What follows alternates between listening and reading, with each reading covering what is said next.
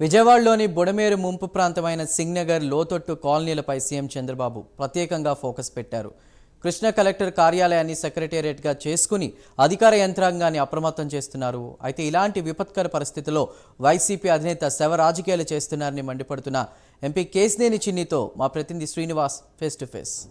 ప్రభుత్వం ఒకవైపు వాళ్ళని పూర్తిగా ఆదుకునేందుకు కూడా చర్యలు చేపట్టింది. ప్రస్తుతం మనతో పాటు కూడా విజయవాడ ఎంపీ కేశినేని చిన్ని గారు మనతో పాటు ఉన్నారు. సరే, విజయవాడ ప్రాంతంలో ప్రధానంగా చూసుకుంటే ఏ బుడమేరు వలన కూడా అజిత్ సింగ్ నగర్ ప్రాంతంలో కావచ్చు, అట్లా కృష్ణా పరిహార ప్రాంతమైన రామలింగేశ్వరం కావచ్చు, అక్కడంతా నీరు వచ్చి బురద మునిగిపోయాయి.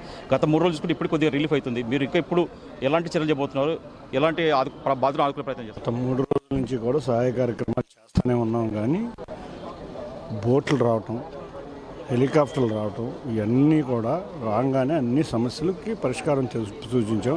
దాదాపు 180 బోట్లు పనిచేసినాయి. నిన్న 8 హెలికాప్టర్లు పనిచేసినాయి. అంతేకాకుండా మొత్తం ఇవాళ లారీలు, ట్రాక్టర్లు కూడా వెళ్ళలేని పరిస్థితిలో మేము వాటిని వాడటం జరిగింది. డ్రోన్స్ కూడా వాడాం. ఇవన్నిటితో పాటు నిన్నటికి ఒక major relief operations break down అయిపోయింది. కాబట్టి ఇవాళ మేము ఒకటే దృష్టి పెట్టాం, రిలీఫ్ కార్యక్రమాలు సాగిస్తూనే పారిశుద్ధ్య, అంతేకాకుండా హెల్త్ మీద దృష్టి పెట్టాం. ప్రతి సచివాలయంలోనూ ఒక డాక్టర్ని అరేంజ్ చేస్తున్నాం, మందులు అరేంజ్ చేస్తున్నాం.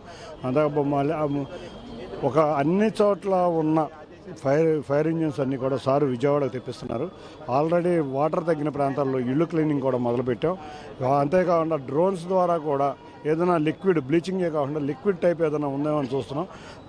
డ్రోన్స్ ద్వారా కూడా పారిశుద్ధ్యానికి ఇంపార్టెన్స్ ఇస్తున్నాం. ఇప్పుడు మేము రిలీఫ్ కార్యక్రమాలు, అంతేకాకుండా వైద్యం, అంటే ఆరోగ్యం, వీటి మీదే కాకుండా పారిశుద్ధ్యం, వీటి మీద దృష్టి పెట్టి ఇవాళ రేపటి లోపల కూడా దారిలో తీసుకొస్తాం. అంటే అక్కడ కొందరు అజిత్ సింగ్ ప్రాంతంలో కొందరు చనిపోయారని కూడా చెప్తున్నారు. కొన్ని మృతదేహాలు కూడా ఇప్పుడు వస్తున్నాయి. వాళ్ళు ఏమైనా ఆదుకునేందుకు ప్రభుత్వం చెప్తుంది? తప్పకుండా ఎక్స్గ్రేషియా ప్రకటించబోతున్నాం ఇవాళ. అంతేకాకుండా అదొకటే కాదు, మీరు చాలామందికి ఇళ్లలో నీళ్లు వచ్చేసినాయి, వెహికల్స్ అన్నీ పాడైనాయి.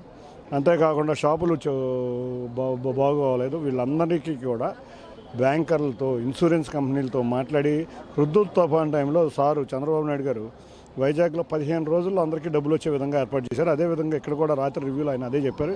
ఇక్కడ కూడా అందరితో మాట్లాడదాం. 15 రోజుల్లో బాధితులందరికీ రిలీఫ్ ఆపరేషన్ అవ్వగానే 15 రోజుల్లో ఎమ్యునరేషన్ చేసుకుని అన్నింటికి కూడా రిలీఫ్ ఇస్తాం. ఎవరైతే వరద బాధితులు ఉన్నారో వాళ్ళకి కూడా సహాయం ప్రకటించబోతున్నారు.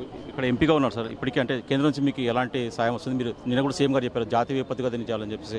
ఎంపీగా మీ వంతు పాత్ర ఎలా ఉండదు? అందరం కూడా అది జాతీయ విపత్తుగా ప్రకటించాలని కోరుకుంటున్నాం. ప్రధానమంత్రి గారి దగ్గర కూడా వెళ్తాం. కొన్ని రోజులు అయినాక సార్ వెంట వెళ్ళి ప్రధానమంత్రి గారిని కూడా కోరి, ఆల్రెడీ కేంద్రం ఏది కావాలంటే అది హెలికాప్టర్లు అడగానే ఇచ్చింది. సహాయం బాగా చేస్తుంది.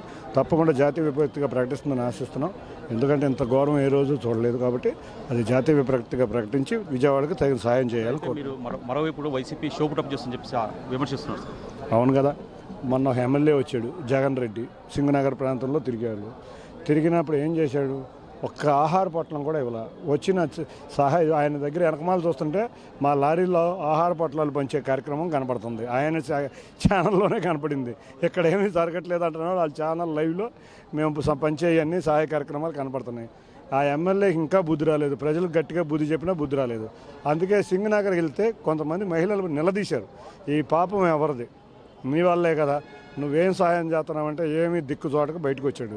నిన్న కూడా ప్రకటించాను, ₹1 కోటి ఏ విధంగా ఇవ్వాలో ఆలోచిస్తున్నాడంట. దానికి ఒక కమిటీ వేయాలేమో, ఒక కమిటీ వేసి డబ్బులు ఇస్తాడేమో. ఎంతమంది ప్రకటిస్తుంటే ఈయన ఒక కమిటీ వేసి ఏ విధంగా ₹1 కోటి భారీ సహాయం, చిరంజీవి గారు, లేకపోతే పవన్ కళ్యాణ్ గారు, బాలకృష్ణ గారు, ఎన్టీఆర్, మహేష్ బాబు, అంతేకాకుండా ఇవాళ ఆయుష్ హాస్పిటల్ వాళ్ళు, హెరిటేజ్ మేడం 2 కోట్లు ఇచ్చింది. అంత ఇస్తుంటే నువ్వు 1 కోటి ఇస్తానని ఇంకెప్పటికి ఇస్తావు? అన్నీ రాజకీయాలే. ఆఖరికి శవ రాజకీయాలు కూడా అలవాటే నీకు. కాబట్టి ఇట్లా అయిపోయింది పరిస్థితి. అదే కనుక ఆయన కరెక్ట్గా పట్టించుకుంటే ఈ సింగనగర్ పరిస్థితి, విజయవాడ పరిస్థితి ఈ విధంగా ఉండేది కాదు. మటుకు ప్రజలకు ఖచ్చితంగా అందరినీ ఆదుకుంటామని చెప్పేసి కూడా ఎంపీ కేశినేని చిన్ని చెప్తున్నారు. మరోవైపు చూసుకుంటే అజిత్ సింగ్ ప్రాంతంలో కూడా ఇప్పటికే అన్ని సహాయక చర్యలు చేపట్టాము. అలాగే శానిటేషన్ కూడా ప్రధానంగా ఫోకస్ పెట్టాము. అలాగే కేంద్రం దృష్టి కూడా ఒకసారి ప్రధానమంత్రితో భేటీ అవుతాము. అక్కడ జాతీయ విపత్తుగా ప్రకటించేందుకు కూడా తమ వంతు సహాయ సహకారాలు చేస్తామని చెప్తున్నారు. అలాగే వైసీపీ కూడా ఇలాంటి విపత్తు పరిస్థితులు కూడా శివరాజకీయాలు చేయడం కూడా మంచిది కాదని చెప్పేసి కూడా ఎంపీ కేశినేని చెప్తున్నారు. కెమెరామెన్ ప్రవీణ్తో శ్రీనివాస్, విజయవాడ నుంచి.